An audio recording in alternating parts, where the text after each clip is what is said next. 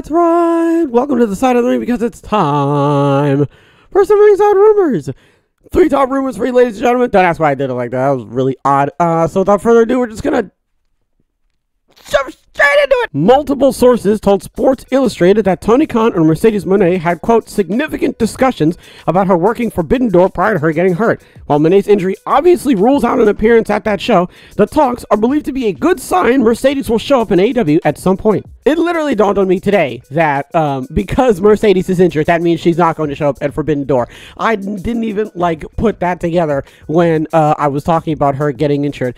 Yeah, though, but reading this, obviously, this is obviously a good sign. It obviously tells you everything that you need to know about Mercedes Moné and AEW and Tony Khan's relationship and everything like that. So this is a really, really good thing to hear, because this essentially just means that as soon as she's cleared and ready to go, all they got to do is they just got to get a time and a place, right, and a program set up, and bada bing, spada bing, Mercedes Moné is going to show up in AEW. All we got to do is just wait again for a wait for a program, and a time and a place, and bada bing, Mercedes Moné is going to just appear in the ring, and it'll be absolutely fantastic. Our next top rumor: while the announcement of CM Punk has helped move tickets for the Chicago premiere, per Wrestling Observer Radio's Dave Meltzer, AEW Collision ticket sales elsewhere have been bad. He specifically mentioned there being less than 2,000 sold for the Toronto show and only 700 for Hamilton, Ontario. Now that makes sense. And do you want to know why no one is buying tickets so that they can see CM Punk? Do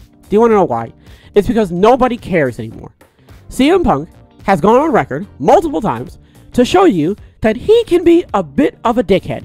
And that does not equate well to people wanting to see this guy. And also, it doesn't really equate well to the people who still want to see this guy. It's not really a good look if you've been following the whole CM Punk situation, right?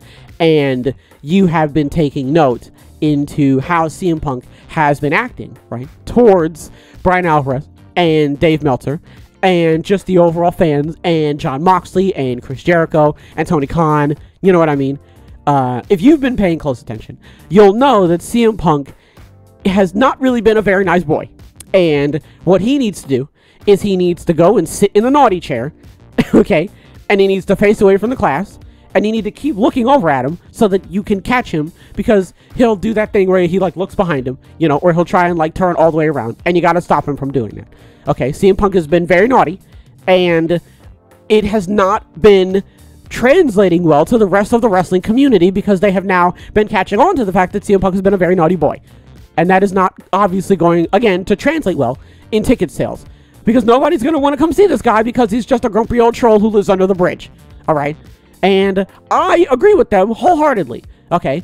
And now I feel in my heart and in my soul and in my spirit and in my body and my emotional, well-being, that there are people out there that are looking at me and they're thinking to themselves, oh, this guy, he's a CM Punk fanboy. Or, oh, this guy, I bet he's perfectly fine with how CM Punk... They're doing this, by the way. The entire time that they're talking, they're doing this to me. I bet that he thinks CM Punk is the bee's knees. At one point I did. There were a couple things that he said and I was like, what are you talking about? But at the end of the day, there were a couple things where I was like, all right, I respect his decision. He's a grown man. He's allowed to talk like that. But after the whole... Now, I feel as though that the last time that I spoke about this, I was actually very vocal, right, about how CM Punk acted.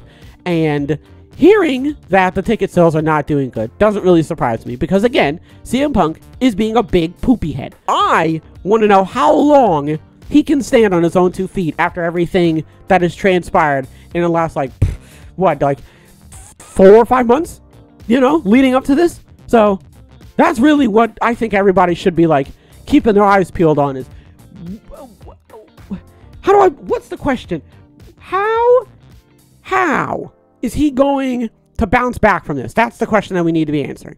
Our final top rumor: in their reporting on what did turn out to be announced as the main event of the Collision premiere, Buffalo Select noted that, quote, sources familiar with the situation have said that Switchblade Jay White has been, quote, very laid back about his early creative. It makes a lot of sense. It's the same thing that I was talking about when I was talking about Daniel Bryan being, not head of creative, but being part of the creative. I am assuming that he is let me think. Okay, let me just paint a picture here. Kenny Omega, the Young Bucks, Daniel Bryan, Tony Khan, and AEW. I'm more than certain I missed out a lot of key factors there, but going off of those 5, I'm sure Jay White is just, kicking back, feet up, eyes closed, doing the thing with the hat down, right? He is more than confident that they're not going to screw anything up. Not in like a massive way. Like Jay White's not going to come out and be in a, what was it called? It was the match with Razor Ramon, 1 2 3 Kid. It was like the big baby match or whatever, where you got to like put him in a diaper. Like Jay White's not going to, can you imagine? Jay White's not going to be in that match. He is like firmly confident that that is not going to happen to him. You know what I mean? Yeah, man. I mean, other than that, I'm not really, too worried about it. Jay isn't really too worried about it. So the next best thing to do is to just sort of wait and see what comes on down the line. Moving over to our minor rumors, on June 1st, Jeff Jarrett filed for a trademark on the word heat for goods and services related to wrestling/entertainment. I hate when they do this. I hate when they're just like, oh, you know that word? Come here. You know that word? I don't know. I have to come over here. That word that like, the wrestling marks and the hardcores and your Brian Alvarez's and your Sean Ross's, right? You know the word that like they use. Now I'm going to use it. Now I'm gonna do like Vince Russo, and I'm gonna say babyface, and I'm gonna say heel in front of the casual fans, and like I'm just gonna. I mean, obviously it's not a thing anymore technically, but like I'm gonna break kayfabe, and that is just like it sort of suspends disbelief for like half a second. It's like when you're watching a movie and you see The Wire for like half a second, you're like, you come back, but like for that moment, you're just like,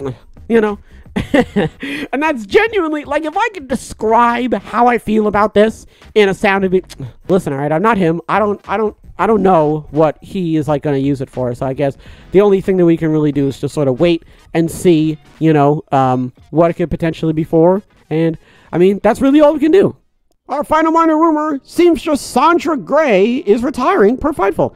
Gray worked for WCW and WWE, where she could sometimes be seen on Total Divas, before Brandi Rhodes brought her to AEW and was highly thought of everywhere she went. PW Insider says Gray will still do some work from home, where Fightful adds she'll continue to make Cody Rhodes' gear.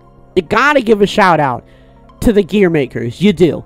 Just like how listen, say what you want, but you gotta give a shout out to the people who make the theme songs and all that sort of stuff. You know what I'm saying? CFOS. CFO $, you know what I'm saying, Jim Johnson. I have no idea. I think it's like, isn't it like a group now? I have no idea who makes the WWE theme songs. I don't know who makes the AEW theme songs, I should probably look that up.